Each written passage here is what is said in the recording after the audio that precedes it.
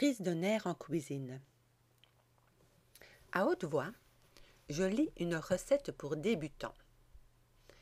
Alors, 300 g de fromage blanc maigre, 8 tranches de large pain de mie anglais. Pourquoi? Il n'existe pas de pain de mie français? Enfin, 4 tranches de jambon blanc. Je trouve cette recette légèrement raciste. Les couleurs ont l'Oscar de l'absentéisme.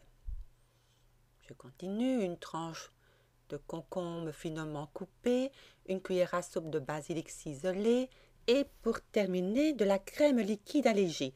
Sûr que ce n'est pas une recette calorique. Ma balance parlante ne me fera aucune critique. Balance étant mon mari très peu attentionné. Je mets mon tablier autour de la taille. Étale les ingrédients sur le comptoir de la cuisine. Appelle mon époux qui se présente avec une mine d'épouvantail. Il aime manger, mais déteste tripoter dans la boustifaille. Je le sais, mais pas question de le laisser en tête-à-tête avec notre voisine, que nous avons gentiment, sur l'insistance de mon mari, invité en l'honneur de son divorce récemment prononcé. Trêve de marasme, je m'attaque à la recette. Vigoureusement, fromage, crème et basilic sont mélangés, tandis que Jean, mon compagnon, garnit les tranches. Une minute de silence règne dans ma cuisine suréquipée, avant qu'une multitude de jurons sortent en avalanche de ma bouche qui se transforme en rictus. Mon mari tétanisé manque de faire un infarctus. Comment, diable, ai-je oublié les boissons? Sur le champ, j'envoie mon compagnon au charbon.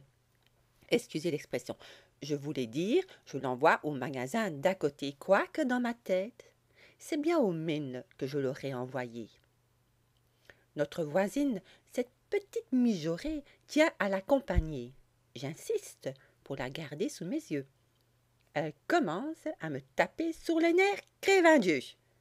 Pendant l'absence de Jean, elle énumère toutes ses qualités et me fait comprendre combien j'ai de la chance de l'avoir épousée.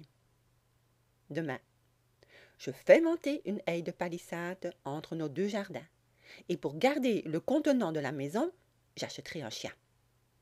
Sur ce, l'époux tant convoité revient essoufflé de cette pressée. Beurre, raisin, petits gâteaux, du sac sont estirbés. J'ai beau dans tous les sens le retourner, rien ne ressemble aux boissons demandées. Je respire, yoga, sophrologie, reiki.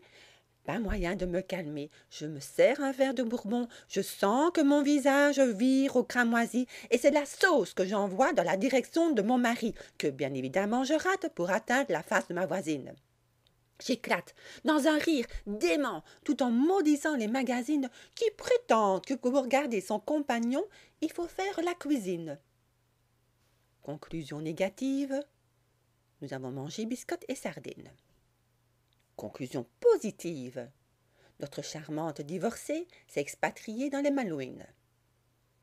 Conclusion négative, mon adorable mari est parti rejoindre la bimbo dès le lendemain. Mais conclusion positive, je suis en ménage avec un cuistot qui n'est autre que mon ex-voisin.